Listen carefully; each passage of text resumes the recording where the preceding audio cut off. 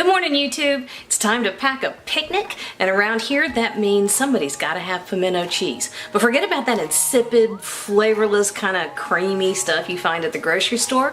Ours is loaded with flavor. Over the top, extra sharp cheddar, some jalapeno peppers, a little bit of garlic, little bit of spicy. Oh yeah, it's the good stuff. All right, let's cook, y'all. We got a family to feed. Alright, there's a couple of problems with pimento cheese, at least that I have found. Number one, it's incredibly bland. Number two, it's insipid and boring. And number three, all of the above. I mean, it's somewhat a little bit cheesy, but there's no oomph or punch or nothing memorable about it. And that is so true, especially with the store-bought versions. So this is my version of pimento cheese, which is absolutely over the top, packed with flavor. You take a bite of this and you're like, oh, Nelly, put some more of that in my mouth. It's perfect, right? Oh, I forgot to get an ingredient. I'll get it in a minute. All right, so the first thing we're gonna do is start with an 8-ounce package of cream cheese that we, where's that?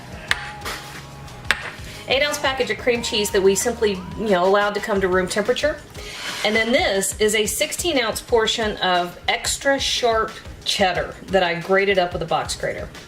I like the extra sharp. We're gonna put some other pretty intense flavors in here.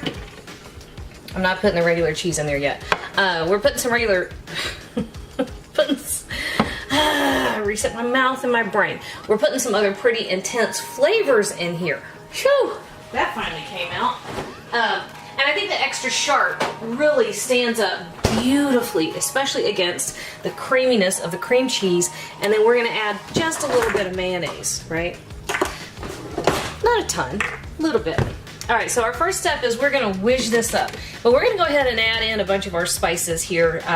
This is what's really gonna take this from just kind of an insipid, bland, creamy thing to just pop with flavor. All right, so I've got a good teaspoon of black pepper, right? You can use freshly cracked if you want to. I was tired and lazy. I didn't feel like cracking that much pepper. So I used just cheap stuff in the thing, already done. All right, this is 1.5 teaspoons of kosher salt. If you use table salt, use at least half or less. Right in there. 1/2 teaspoon of cayenne pepper. If you want to, add more.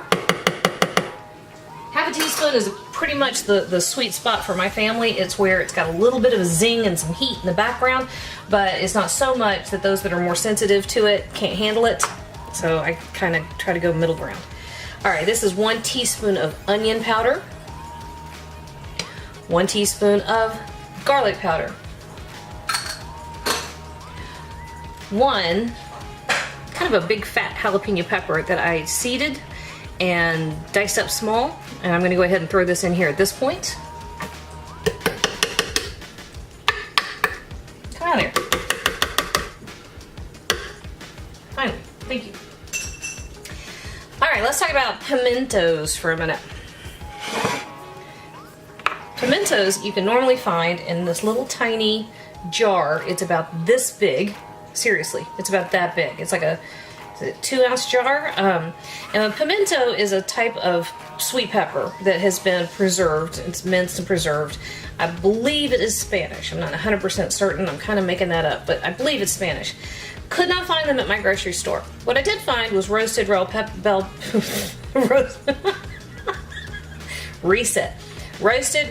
peppers that had been packed in water, so they were roasted, the skin removed and packed in water.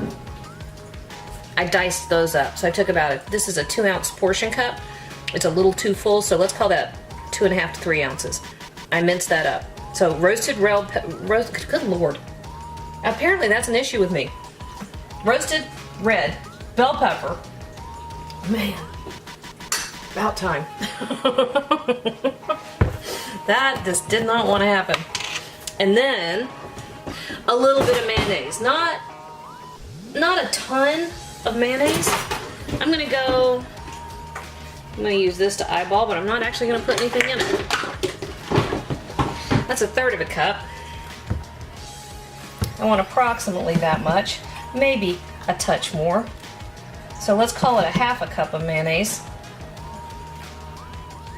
Boom.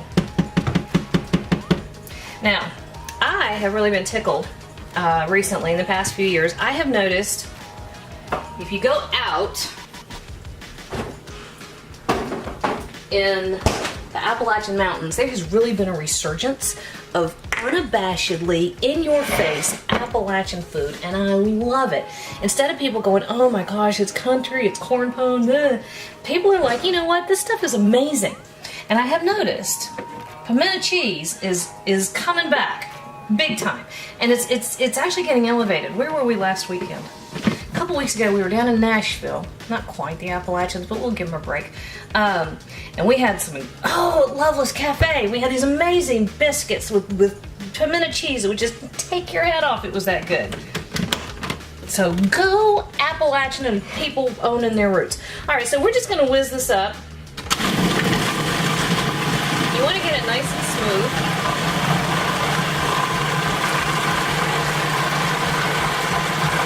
Here we go. I was gonna show you what it looks like, but I can't get the flippin' top off. All right, here. Let's try this again. Okay. There we go. All right, so see, this is just nice and smooth.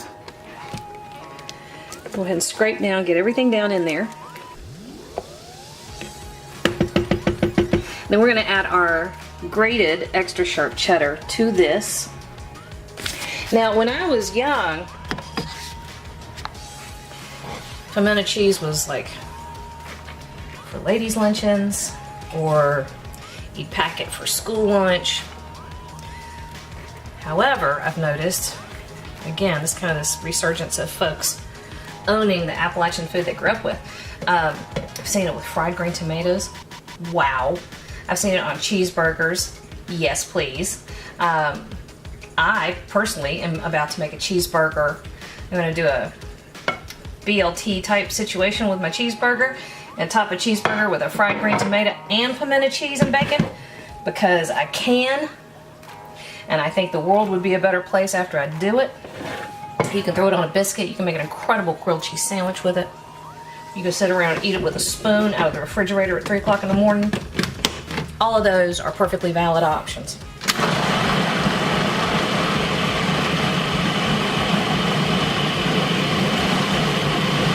Now, at my house, the pimento cheese lover is Play-Doh.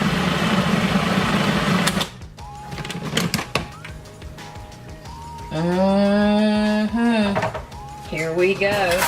All right, well, like I said, with every single thing I do, everything, taste it and adjust it for salt and pepper, right?